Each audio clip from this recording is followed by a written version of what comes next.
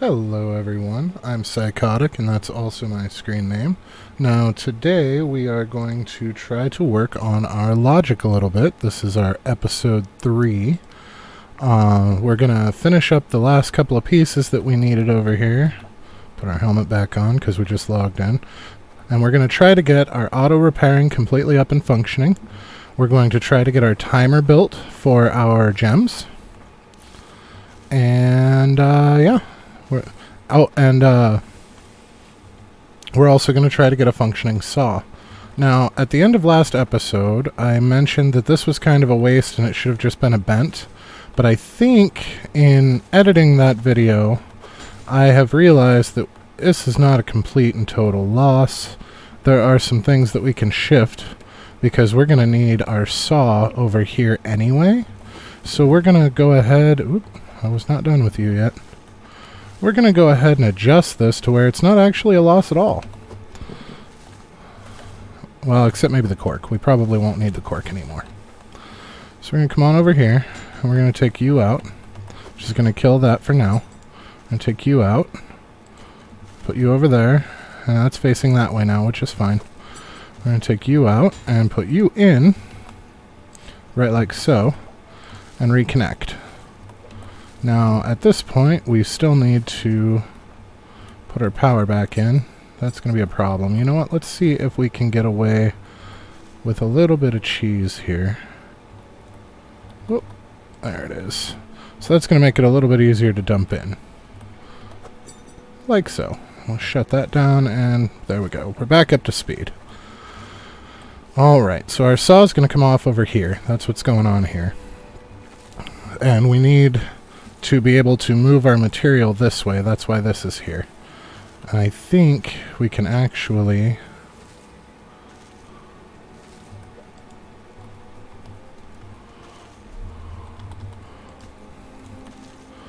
Yes. So we're going to need one more straight pipe right here. So we'll have our saw here, and we can use a bridge to get over this edging here. And then we're going to have...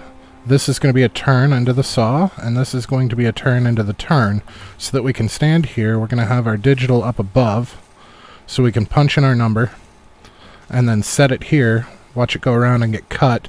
The cut part will drop out this way because of the way that the saw is designed, and the remainder will be plopped onto here to go back into production. And then over here, we're going to take our corner that we pulled out, and we're going to put it here. And then we're going to put this guy back on top. Now, one of the things that I did notice with these is it looks like it's still ready to sort, but it is not.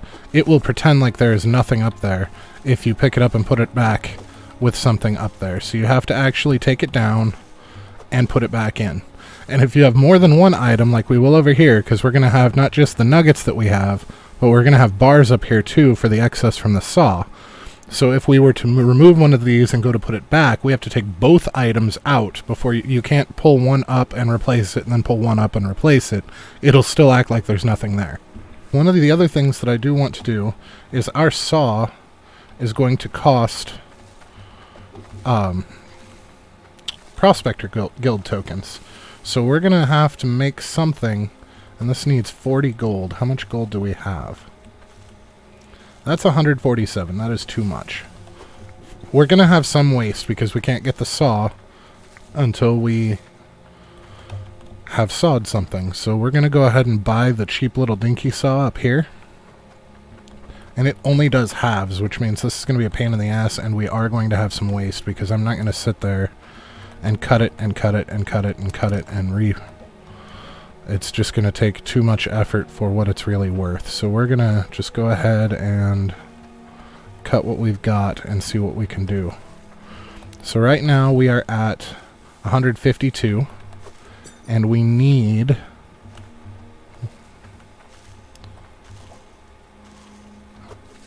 139. So, or I'm sorry, 39. So we need 40. So if we take this guy and we cut it in half, we're going to have 75. Where'd I put the saw? So when we cut it, it's going to be exactly half.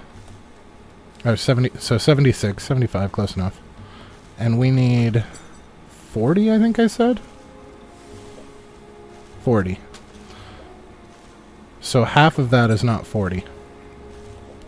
So we're going to cut that in half and see what we get. We got 38. So if we cut 38 in half, we get close to 20, but not quite. That's almost 40. We really only need 2 more. So that's 9.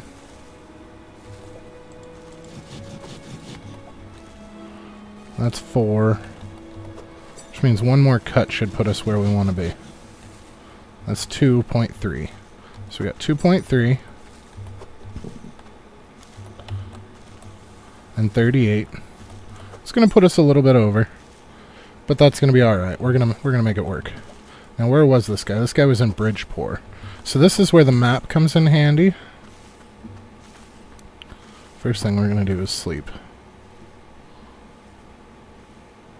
So that's going to bring us back to daylight. So, if you notice, the brown exclamation marks are going to be Prospectors Guild. The green exclamation marks are going to be farming. And the exclamation marks with white around them have not been accepted. The ones without white around them have. So we know from the thing, from the actual scroll, that this one's going to Bridgeport. And if you look towards where the center cursor is, there's one unexplored and one explored in Bridgeport, so we know it's the one without the white.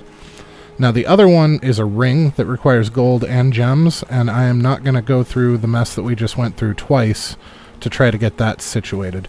So we're just going to go ahead and do the Bridgeport one. Let's make sure that this is at least 40. It is. So we're going to go to Bridgeport real quick like. 39.5 gold. Yep. There we have it. 160 coins. Okay.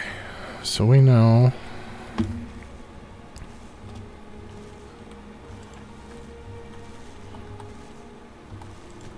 Boop.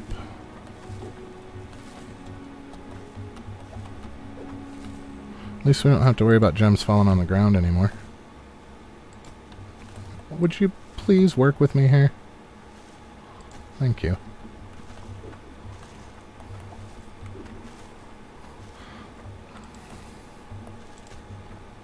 Yeah, we're going to have to go up. There's no way it's going to let me get away with going into the ground there. But that's okay. So these...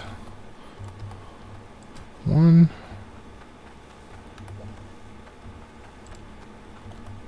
2, 3,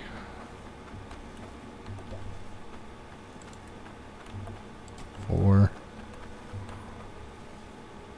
Right, we couldn't afford the 5th. That's what was going on. And then this guy, we can actually finish that off. There we go. So these will work like they are, kind of. It's going to be, we might have to move our switch around a little bit to get them to continue functioning the way we really want them to. But they'll work for a minute anyway.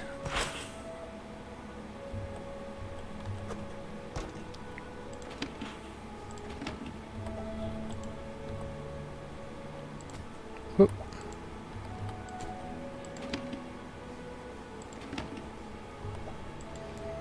I like that. Actually, how much do you weigh? 11. So what do we need for that ring for the guy in Bridgeport? Oh, oops. There's our 5th one of those. And I fell in the hole. Because of course I did. So we need 7 emeralds and 37 gold bar. Do we have anything close to 37? It's 76. What's half of 76? I can't math right now. 38. And we needed 37? I hate to have waste, but I'll take it. That'll do. Alright, and then our emerald needed to be 7? 7. And our emerald is 11. So if we cut that in half, we don't have a chisel. We can't cut that in half yet. You know what? We're just going to waste it. I hate to do that, but we need that saw to make this easier in the long run. Yes.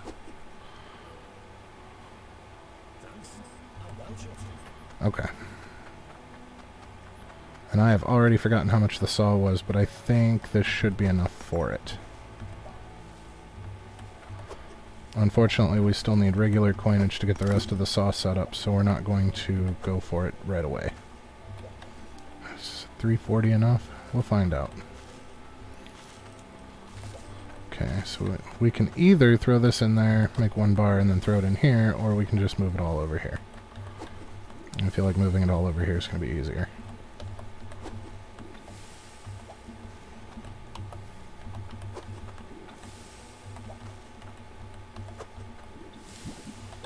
Alright, what do we have going on? So he needed 200, I believe. And I think, yep, we finally broke down. So we're going to try and get some regular money here.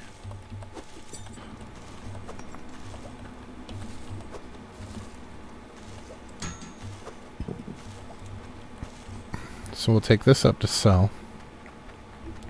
And this yeah, it's not going to go very far. Okay, so we're going to last one of these. And then we're going to need 5 of these. Okay, can we get our saw?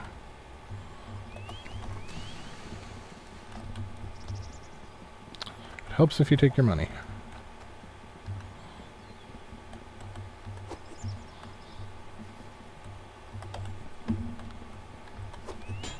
$320. Oh, yeah.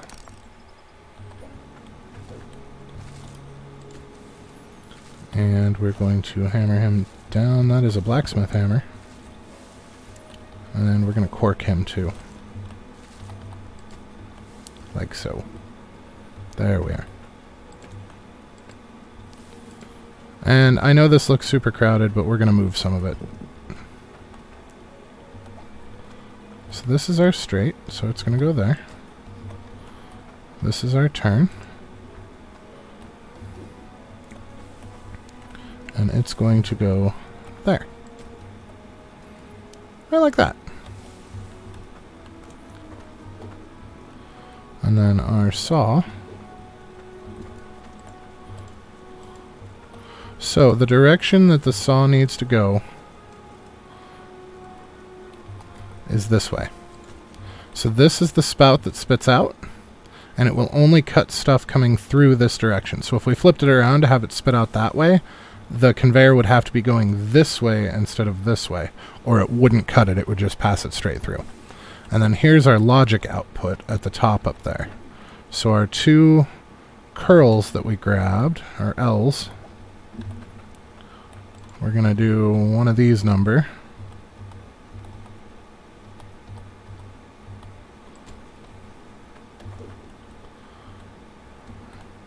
Where's our other? There's one. And then we're going to curl it back around. And then we're going to put our button up on top. Are you the button? No, you're the merger hook. We do need you, though. So this will not bump over that unless we pull one of the... Oh, no. Oh, okay. There we go.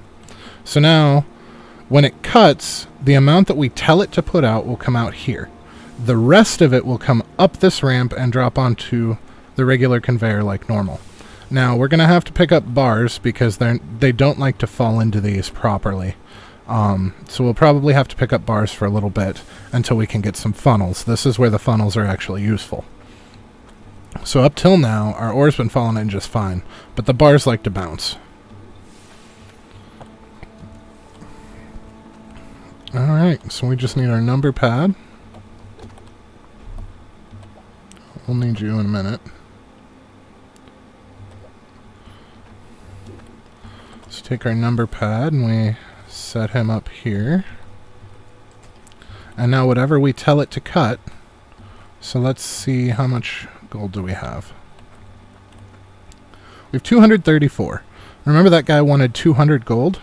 So we can take this and say 200 and always hit enter. If you forget to hit enter, it won't cut. Or it'll cut whatever you told it to cut last. And now this is going to weigh exactly 200 for turning. And that's going to go up because it got dropped back in. Up. And that's something I forgot to do, was set us up with our... So we're going to do 1 pound. This will only do whole numbers, unfortunately.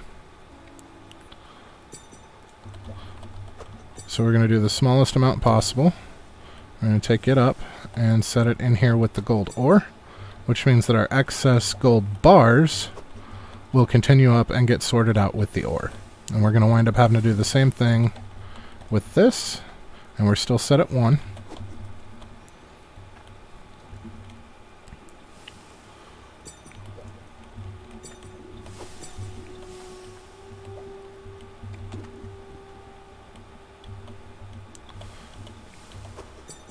So there we go. Now, did our gold actually go in, or did it flop? 41. I feel like it may have actually gone in. Sometimes it will, sometimes it won't. That's why the funnels are necessary, to make sure that it always does. Looks like it did go in. And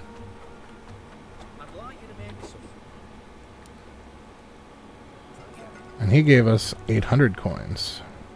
So I suppose we could have just done that from the get-go.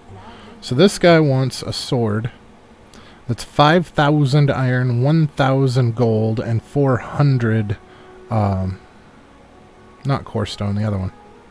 I don't think it's core stone. Maybe it is core stone. It's dark. And then this guy wants 300 beets and 300 broccoli. And beets and broccoli seeds can only be purchased with the farming guild tokens. So the only thing that you can grow from the get-go is carrots and tomatoes.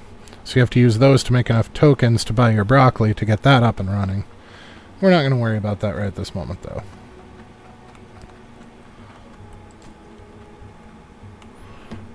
We're going to go straight down 1.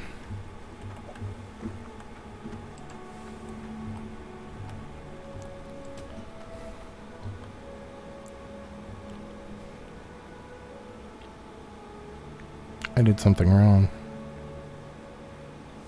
Did I need to come out 2? Okay, so we need a straight there. We need a straight across all of those.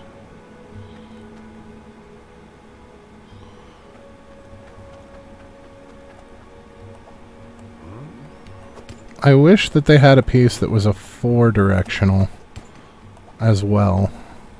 That would make some of this planning a little bit easier.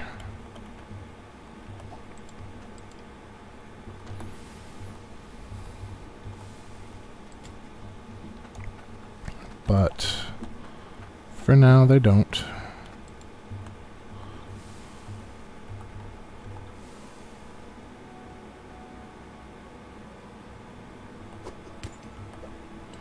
So you have to be kind of careful with these guys.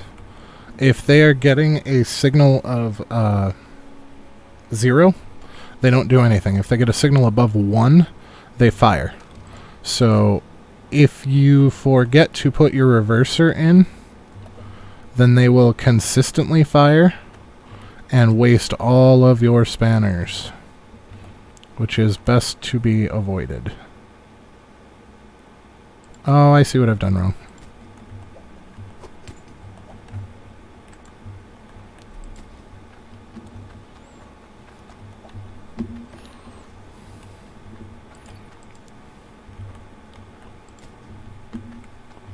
So right now we're safe because they're receiving a signal of 0 because there's nothing in the pipeline.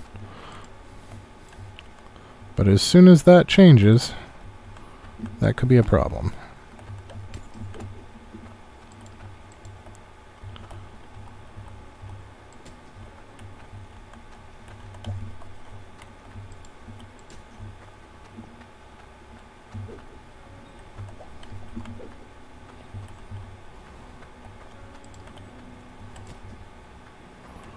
So everything's wired in, we just need to sync this into this. So we need, I did not count properly. We didn't need this for this, we'll need it for over here though. So what we still need is a straight and a T. And then we will be in business up here. Well, unfortunately, we're going to have to get those slabs pulled out before we do anything else, because they buried everything else.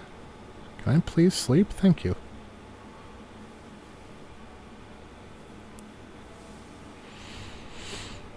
Alrighty. I believe we left our helmet over here. Yep.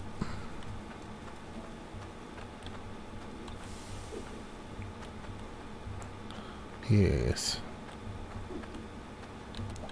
Okay.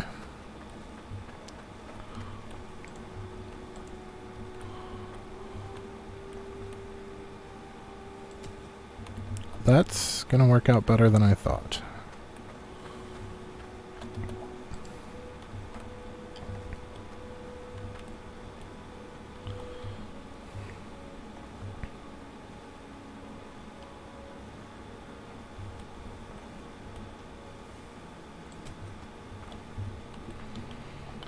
We probably didn't need the ramps, actually.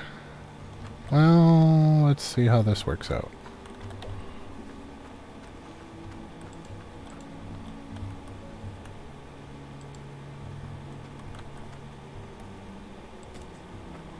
Yeah, no, we didn't need the ramps.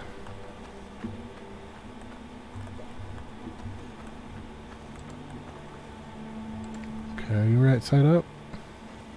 Holy crap. Wait, what? 2 steps to the left, and yeah, it'll go into the place it just told me it wouldn't.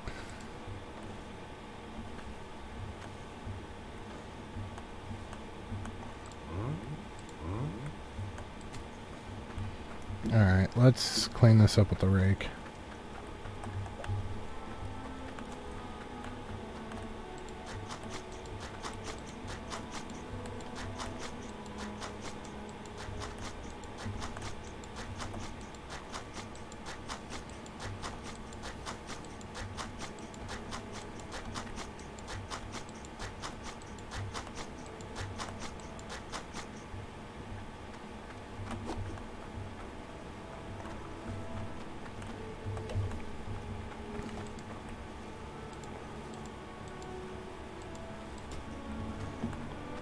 So the reason that I'm staggering it like I am,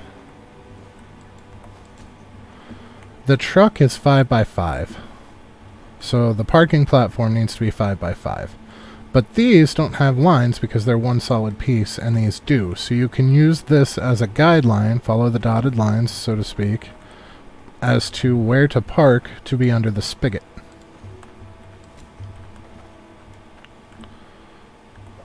At least that's the theory here.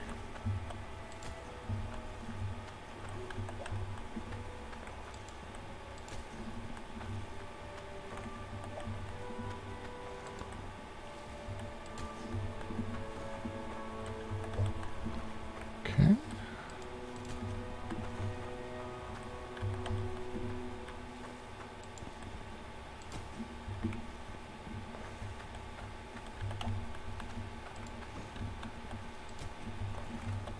There we go.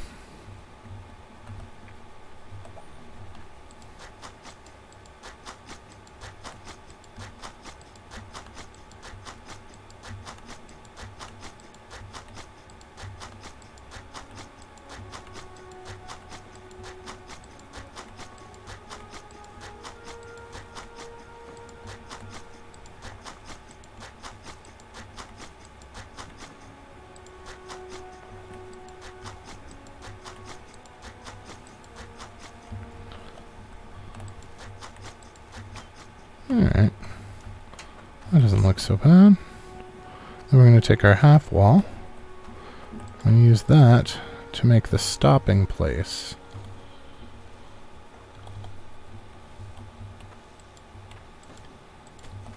so that you can bump up against it and still get your fuel. These were originally intended to be ramps to smooth out the approach up here, so we're going to put them down anyway, but they're really not needed. That bump isn't as big as I thought it was going to be. Oh no!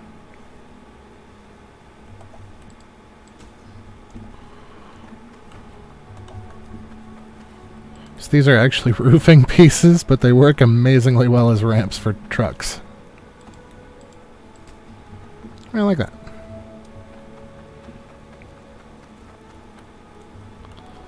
Okay, now I have to figure out what I did with my building hammer. I lose that thing more often. Ah. Oh, there's still a ruby over here. Okay, so boop, boop, boop, boop, boop.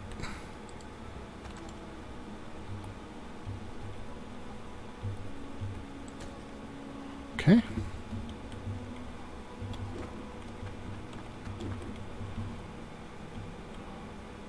This is such a mess.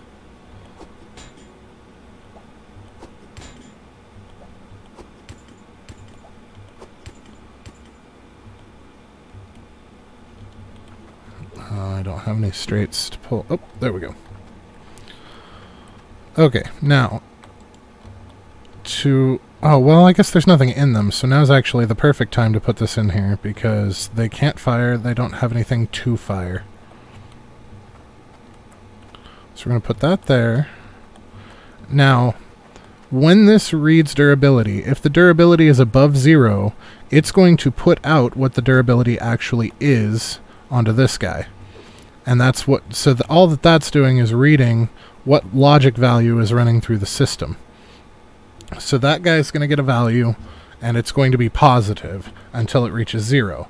Remember, these fire at anything above 0, so we can't just have it cycle in as its durability. If it starts at 100, these are just going to empty themselves for no apparent reason. But if we put a reversal here, anything above 0 will return 0, but anything at 0 will return 1. So that will make us safe to... Are you a reversal? You are. So now with this in place, this is going to send from 100 all the way, or from 100 at full all the way down to 0, but we'll say down to 1. It's going to, so this value is going to be that value. It's going to be positive. And remember, our valve is open on positive values, so it's going to remain open because it's before the reversal. So everything from here up through to here is going to be whatever value this durability is at of one of these sitting here.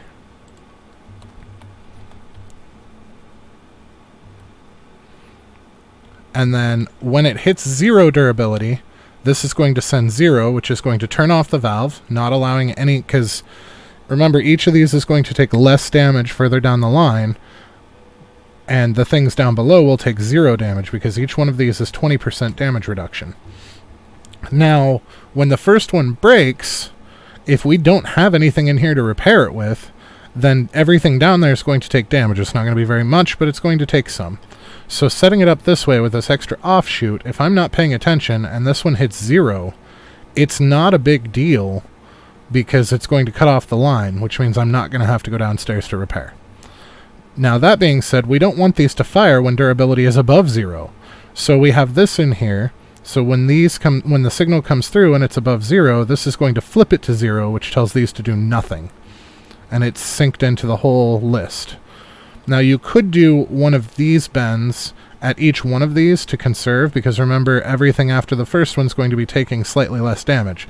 So they aren't all going to hit 0 at the same time. This one's going to hit 0 first, which is why I have it here. So for maximum efficiency, you should actually have one of these arches at each one of these repair kits. The repair kits are cheap enough that I feel like it's more of a waste of resources this early in the game to set up one of these arches for each one of these than it is to just waste the extra spanner. So When it hits here, it's going to be 0 until this is actually 0. Then when it hits here, it's going to be 1, which is going to cause this to fire, repair this guy back up to 100%. So remember, this hits 0, this turns off. It fires, repairs it back to 100%, so the signal up here is 100. This opens back up, turns everything back on, and it gets reverted to 0 because of this guy again, so these guys stop firing. It sounds complicated, but it's really not. It just takes a little bit to get your head wrapped around. So that actually just shut everything off, because right now it's getting a 0 signal. Now if I put that one in first,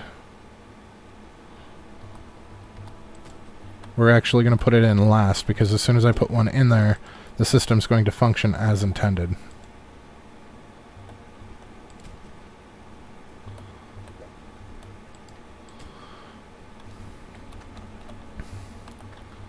So as you can see right now, there's no signal at all because there's nothing there to check the durability of. So at this point, what we're going to do is we're going to snag our money, which is buried.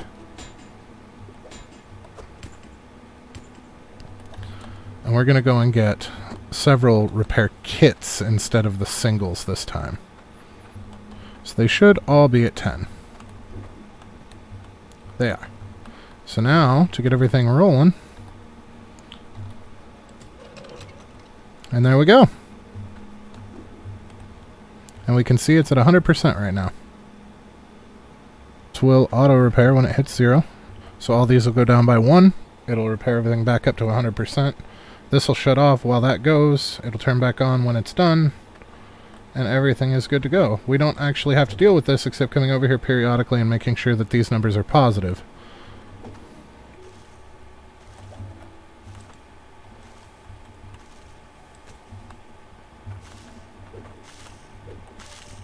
Yep, straight into the tank when it's up against the... That's perfect. That is perfect. So now it's topped up. And all we need to do is rig ourselves a stop valve on a switch, which thankfully we grabbed enough parts for. I thought that I threw the stop valve out. I did. Okay. So, just in case we have a second vehicle that we want to fuel later, we're gonna fall in the hole, because I like to do that. We're gonna put the stop valve here.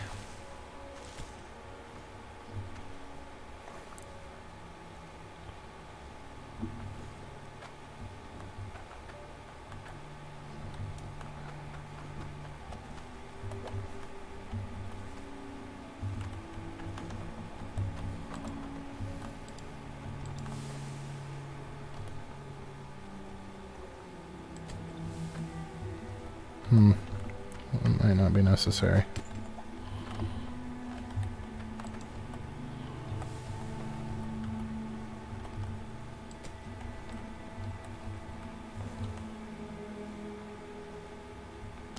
Forward and left.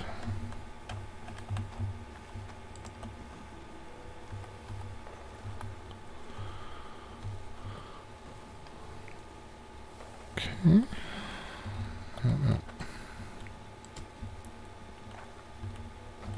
We need one more angle.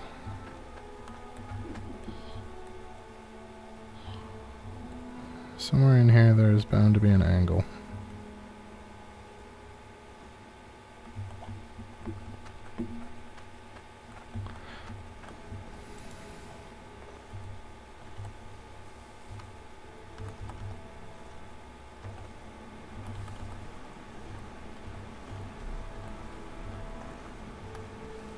There we go. And then we're actually going to steal our switch from here. And we're going to put it right here. So there we go.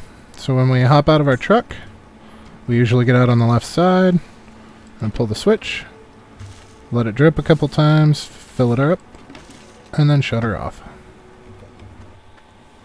Okay.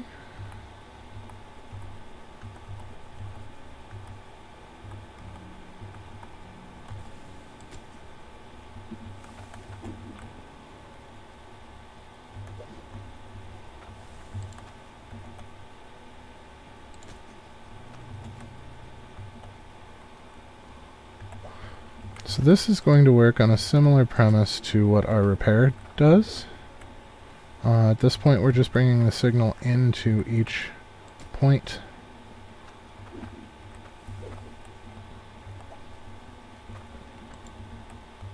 Because we don't want our wiring interfering with our sorting system.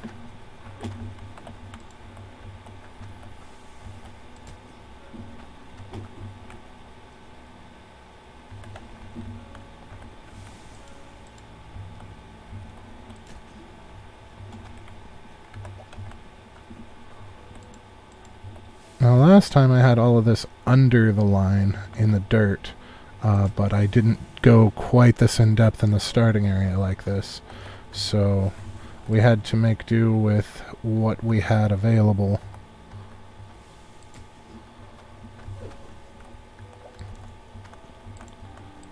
In the area. It's not, I mean, it's going to take up the same amount of space. We're not going to need any extra wiring or anything, so it's not really a waste as far as that goes.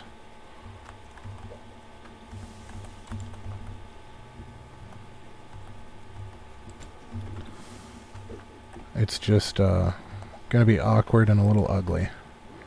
But function over form, right? As long as it works, I don't care if it's ugly.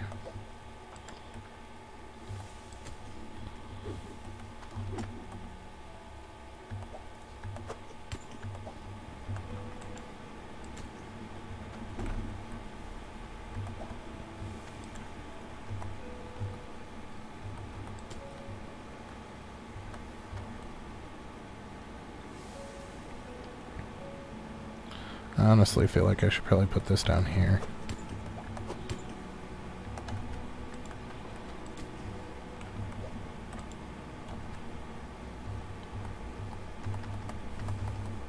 There we go.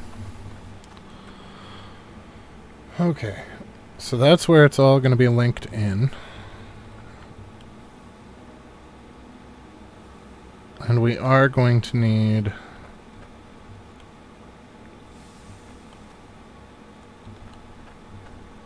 Okay, so we can still get to that.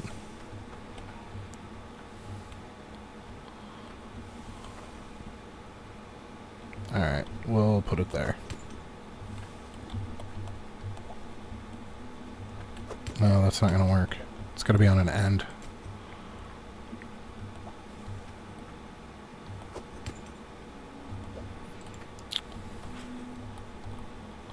Let's...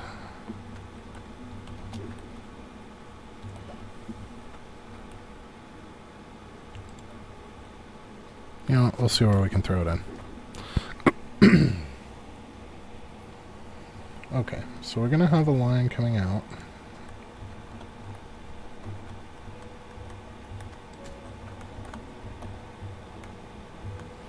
And that's going to be where we set our timer. So however long we want it to run for.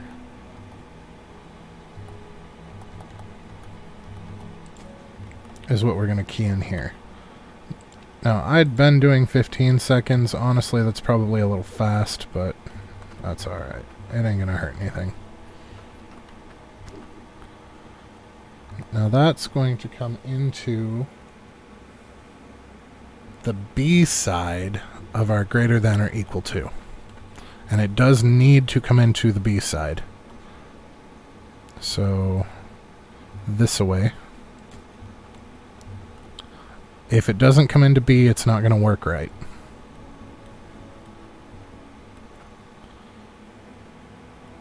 And then out of our A side, we're going to have a T.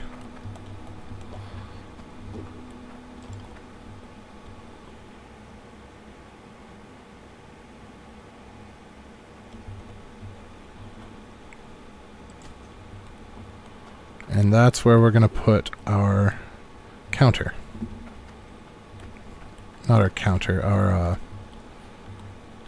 value tracker. So that's going to tell us what signal's coming through. Now we're going to need another T.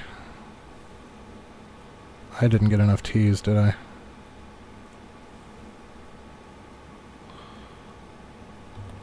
I think I got too many,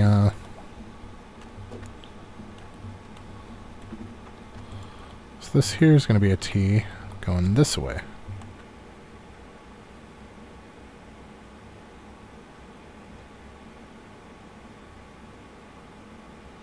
Towards the A side.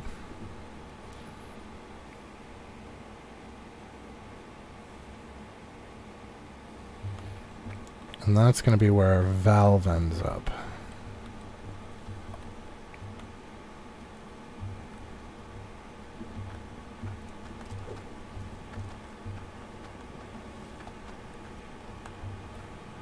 I thought I got us a valve. In fact, I'm pretty sure I got us a valve. Oh.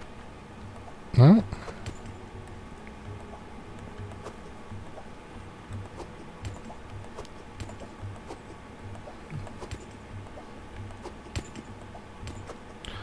Oh, poop. I did get us a valve and I used it on the fuel station. Okay. Well, this isn't going to be functional straight out the gates anyway. This is why we need a timer to actually compress these, because they will start to stack up on you. And once they get above the top, then they won't compress when the compressor runs. And that causes significant problems to the point where you'll start having gems friggin' everywhere on the ground.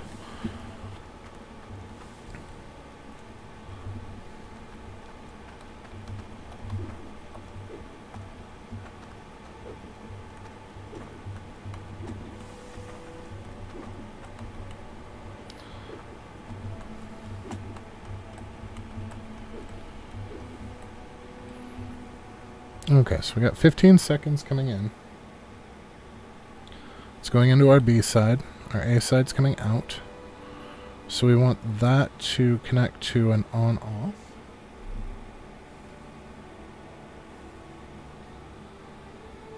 Yep. So this is actually going to be where one of the reversals goes.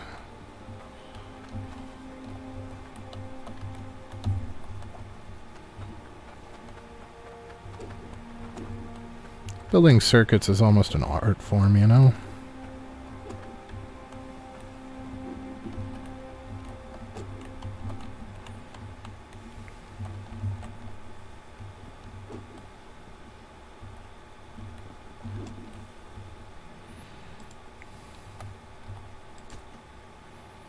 Okay, so that's going to be our first reversal.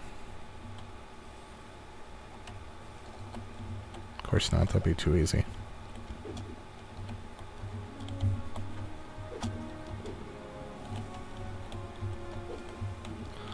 Alright.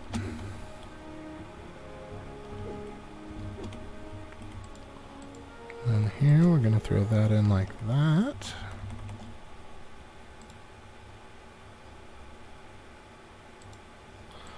And then we're going to throw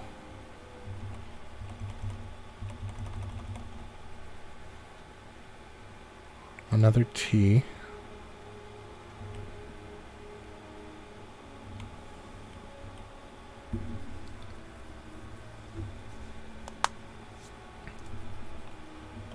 Wait, why do we have this? Okay. We're going to wind up moving this down.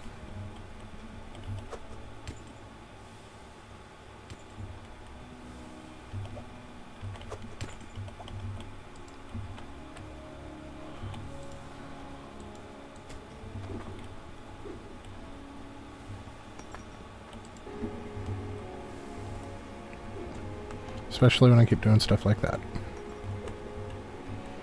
Okay.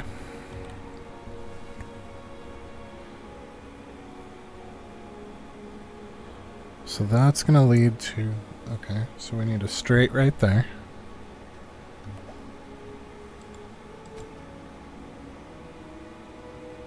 And then we need a curved.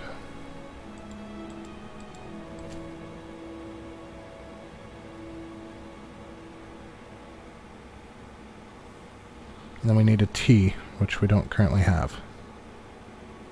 And that T is going to go into a straight.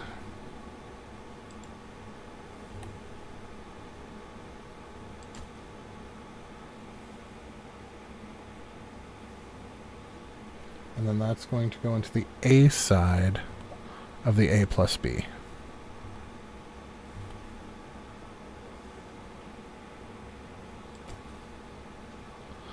And then our timer, this guy, is going to go on the other side. It's going to go on the B side of A plus B. And now it's in the water. Fantastic. Okay, so that's going to be a T. And then we need another curve on the other side of that.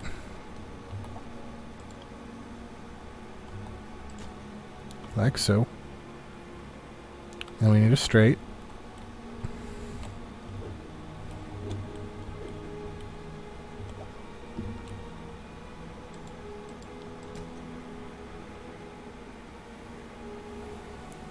And we need another T here.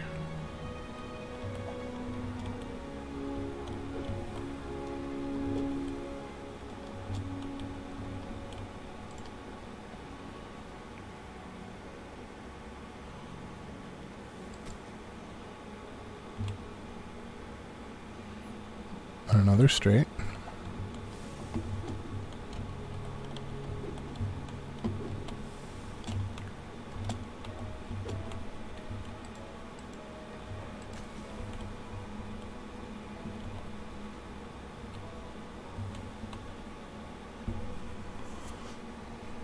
So we're going to wind up with a straight right. Oh, that's not going to work.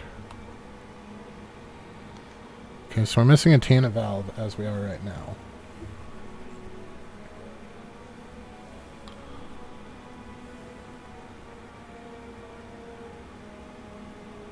So that's going to go to our timer.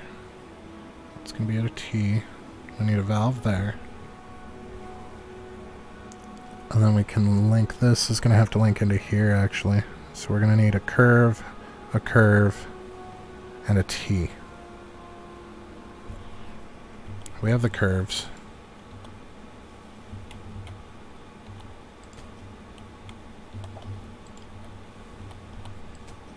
So this will have to be swapped out for a T.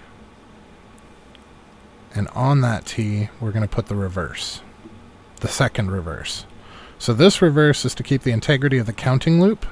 This reverse is to actually trigger these, because if we don't have it here, these will be closed for 15 seconds, open for 1, and then closed for 15 seconds. So by putting the reverse here, they will be open for 15 seconds, closed for 1, and then open for 15 seconds again. I am sure I will find another use for that extra curve. So we need a T, a valve, a T. And it should function. What we're going to want to do is put you in there. And we're going to want to put you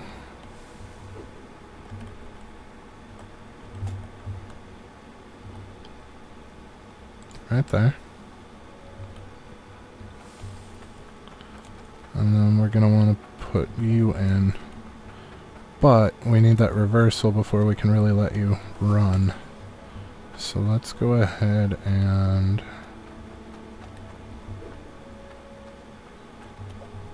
Yep.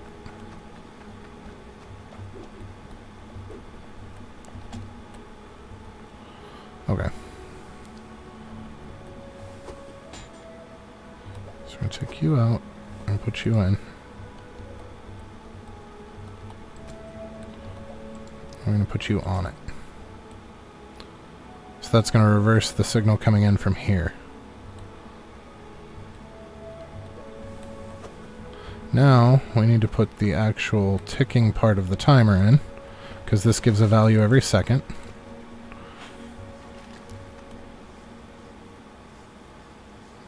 What did I do wrong?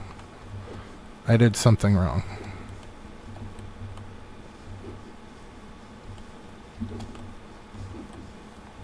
Is it you?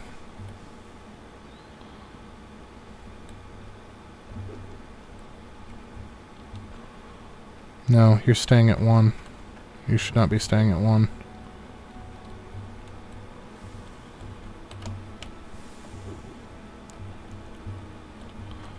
Alright, so let's look at what we've done wrong.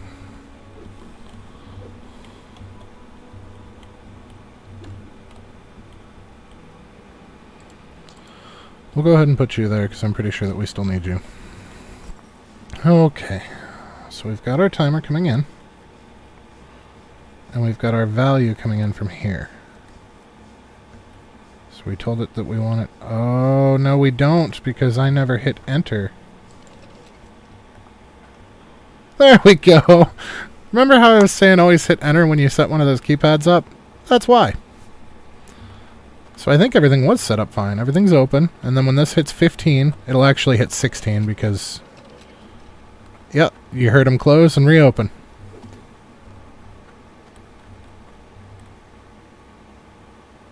Because it closes that valve, which resets us back to 0. So 12, 13, 14, 15, there's the close, and they're reopened. So every 15 seconds, they'll cycle. And because we have that in place, we can change the time to whatever we want. It doesn't have to be 15 seconds. It could be 30 seconds. It could be once a minute. The choice is entirely yours. Just remember that your time will always be in seconds.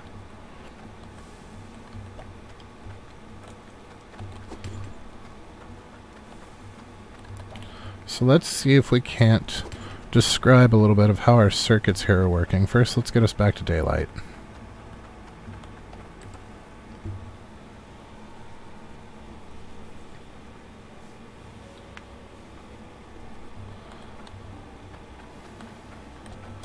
Okay, so over here, we've got 58 durability on this one right here. So that's sending 58 through this way and 58 through this way. When it gets to this valve here, it's above 0, so the valve stays open. Now when that durability hits 0, it will close this valve, which will stop water flow, which will stop damage. And once everything is repaired, and this goes back to 100, it will reopen the valve. Now going this way, so we have our signal right now, which is 56. So we have 56 coming through. Now it's above 1, which means these would be firing non-stop. So we put in a reversal here. So when 56 hits here, it turns to 0. And these are only touching here. So we send 0 through. They're doing nothing because they have a 0 value. Now when this actually hits 0, and we want it to do stuff, it'll send 0 through, closing the valve, and it'll send it here, and this will turn it to 1, which will make all 5 of these fire once, which will repair all 5 of these back up to 100%, which will change this back to 100, send the signal through, which becomes 0 again, so they will stop firing, and it will reopen the valve. That is how our circuit over here works. Now as for our circuit over here, we are sending a signal down to here, to all of these, so that they can close and open on command. So what we had to do is set up a basic timer. So we've got, here's where we're putting in our value. So this is where we reset the timer. So when we reset the timer, this here is getting a signal from this. So as long as this is less than the value over here, or I'm sorry, as long as this value is greater than the value over here, nothing will happen. It will send 0, which sends 1, which keeps the valve open because the reversal here. So it'll send 1 all the way through. And then coming from this side, we are adding whatever happens to already be in the loop. And this is ticking 1 per second. So each time that ticks, it adds 1 to the value that's coming out here. So we send 1 out. Normally it would send 0. That ticks once. So this sends 1 plus 0 becomes 1. This will read 1, and it will send 1 through and around, which means the next time it ticks, this is 1, this is another 1, adds them together, that makes it 2, sends 2 through. It'll keep doing that until it hits whatever value we put here, because at that point it becomes equal to, or potentially greater than, but mostly equal to, the signal here. So that's going to keep looping until it hits whatever we told it to here, and it's coming in here for its comparison. And when that comparison becomes accurate, so right now this is greater than or equal to this, which means this is actually putting out a 0. This is turning it into a 1, which is letting that cycle, and it's coming back around here. So when these come through, when these two added together equal what's on this, then it sends out a 0, and it's going to reverse it, or I'm sorry, it sends out a 1, and it's going to reverse it and make this 0, which is going to cut off the loop, which resets this side back to 0. So that means that the next tick of this, which would normally have been 16, is still only 1, because it's only putting out 1 each tick. So now we have 1, except it's 0 here, so we're back to 1 here, and it sends it through. Now it's also connected here, so whatever value we have here, we know it's above 1. So it's coming in here. Well, these close on 1. They open on 0. So when that 1 comes here, we don't want them to be open for the duration of the timer. We want them, or we don't want them to be closed for the duration of the timer at value 1. We want them to be open. So this is sending our actual counter value through. So for each second, it's incrementing by 1. This is going to reverse it to a 0 and then send it to all of these so they stay closed, or stay open. When this sends the 0 signal, which gets reversed to the 1, closing the valve, setting this to 0, then it becomes 1 because of this, which opens them. So they are only open for the single second that we actually hit 15 and everything zeroes out. So 11, 12, 13, 14, 15. That would have been 16, but it's now 1 and reopens them. So they are only compressing for that 1 second, which is all we need, as you can see. And the gems are getting pretty big. So that timer will have those auto-compressing for us on whatever we tell it at the keypad, which is fantastic. And then over here, we've got our value for whatever we want to cut. So any size that you want to cut, you just punch in your value here, you hit enter, you drop it here, it comes through, it gets cut, the remainder comes out here, and the part that you wanted gets spit out at your feet to be taken over for crafting. They sound more difficult than they are once you've grasped how those values work. They're really not that bad.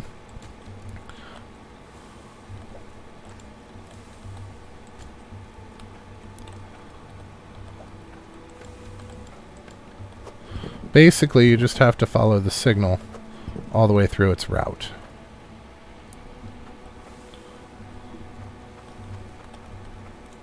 Mentally. Okay, what did I do with our rake? There it is. I never did find our helmet either.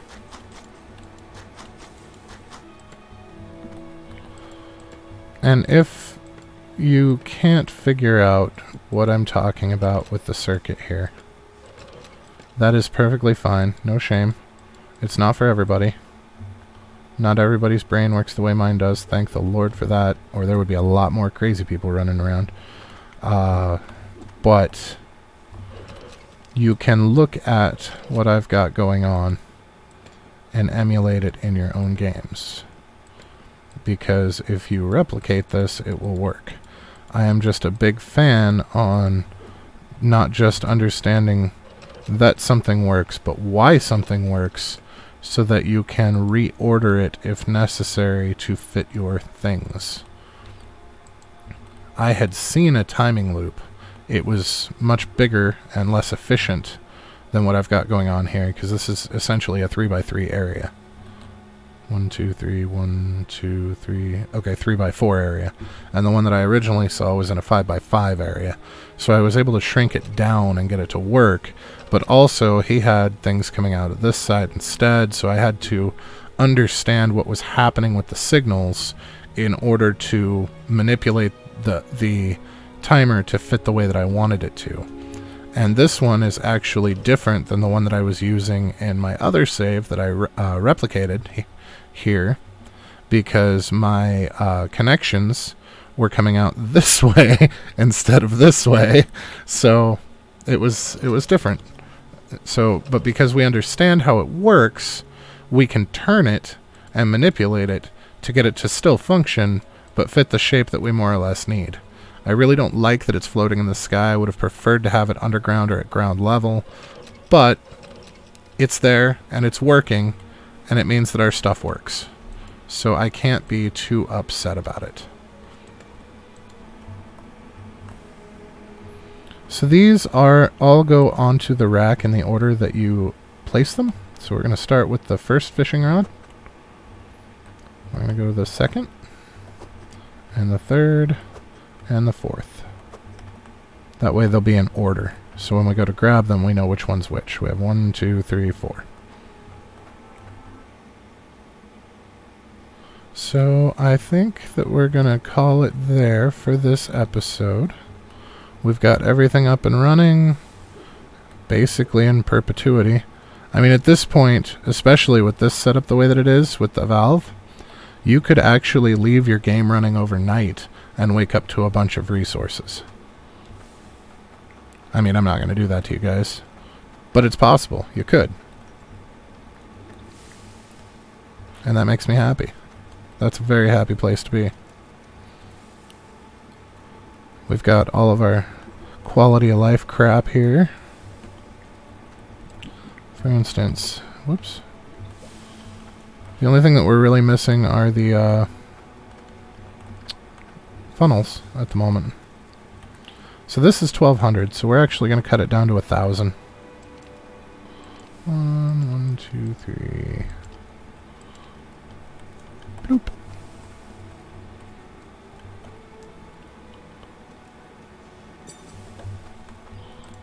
And then we can store it in our safe.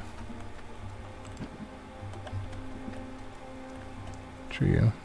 Ah, you're not enough yet. I would store that at 500. What are you at? No. What about you? 100? Nope. So yeah, it's just going to take time. And it's because we're only running one drill at the moment. I'm not going to throw a bunch of drills down there. I mean, we could, but I don't want to. If we're going to add drills, which we are, we're going to do that at a different site where we can actually get down to 8 instead of 5. For maximum efficiency. I just found my damned helmet. Alright, you know what? I'm leaving one in the truck. And I'm leaving the other one over here just so that we have them. Okay. Well, I guess it is what it is. But yeah, so there's where we're at. We explained how our circuits work. We explained everything that we've got going on. So in our next episode, we're going to increase our water pressure. Should be getting us bigger chunks. And start thinking about where we want to move to and setting up another build. Alrighty. So if you've learned anything useful, if you've enjoyed what you've seen, please don't forget to like and subscribe. Otherwise, have a fantastic rest of your day. And we will see you next time.